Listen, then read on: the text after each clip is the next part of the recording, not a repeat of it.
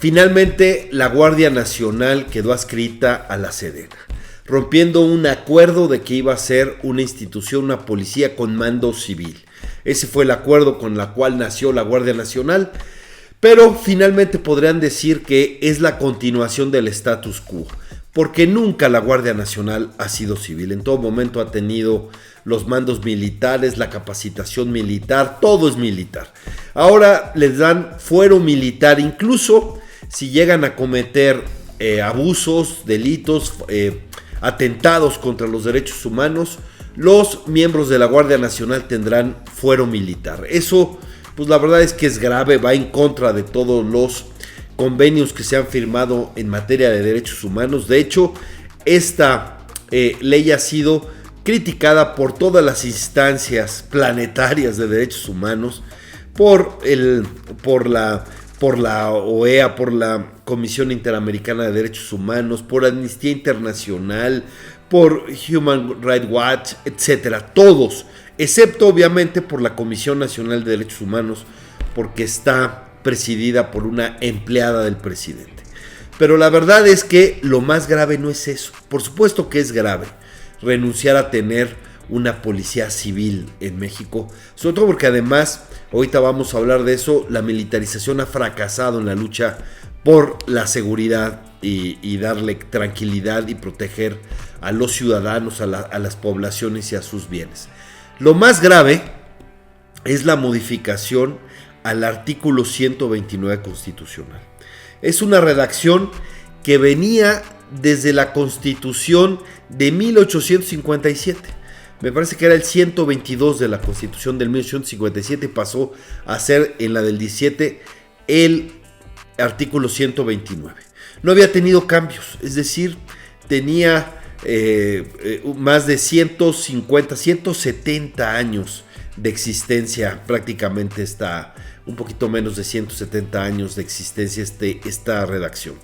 Y tenía que ver obviamente para contener a el militarismo que tenía, era una reforma desde los liberales del 57 para contener el militarismo. ¿Qué decía esta redacción? Que las autoridades militares solo podían hacer en tiempos de paz lo estrictamente relacionado a la disciplina militar, no podían hacer otras cosas. Bueno, ya le abrieron la llave y ya podrán hacer todo aquello que el régimen decida que hagan, abierto, ¿no?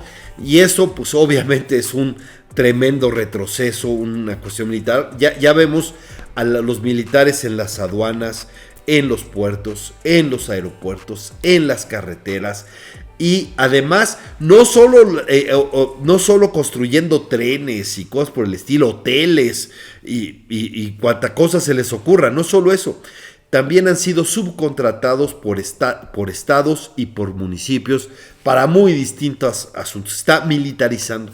Y eso no ha significado seguridad porque no tienen o más bien tienen la orden de no confrontar a los delincuentes, a los criminales, que por cierto participan en las elecciones y hacen campaña y deciden qué candidatos están en la boleta y cuáles no.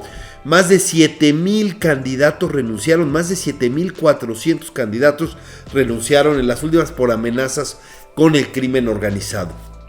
Y además asesinaron a 40 entre candidatos y aspirantes, a 40 personas están. Y obviamente operan electoralmente y operan a favor del partido oficial, porque los abrazos, no balazos, no son de gratis. Yo te doy abrazos, tú me operas votos. Ese es más o menos lo que está, ¿no? Entonces, entonces la pregunta es, entonces ¿para qué militarizan?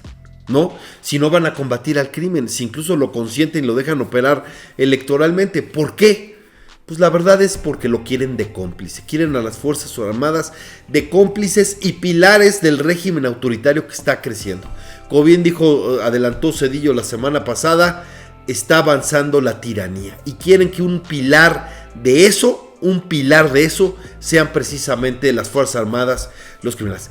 Que eso no estaba en el viejo régimen. Desde 1946 con Miguel Alemán, fueron pasando a los cuarteles los militares. Y tenían alguna participación, manejaban rentas, etcétera, pero había bajado su protagonismo, los habían guardado, digamos, en gran medida los cuarteles. Eso ya cambió.